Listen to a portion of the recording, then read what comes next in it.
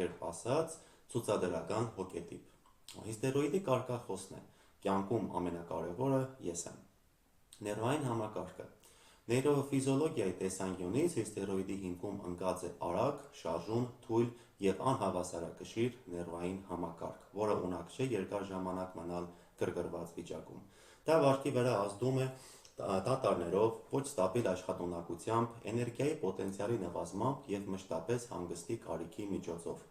Վարքային ստերեոտիպը՝ ինկորպորացիա կամ ընդգրկում, այսինքն բարենպաստ խթանների ընդունում օրգանիզմի մեջ։ Հարց է առաջանում, թե որտեղից հիստերոիդը կարող է գտնել նման խթաններ։ Նա, կարելի է ասել, էմոցիաների վամպիր է, և ընդգրկումը կատարվում է ցանկացած հնարավորության հաշվին, որը թույլ է տալիս ստանալ ռեսուրս։ Եվ դրա հետևանքով է, որ հիստերոիդին միշտ և ամեն տեղ ուղղորդում է իր ֆազային էմոցիան, սենսորային կամ զգայական հաճույքը։ Եվ դա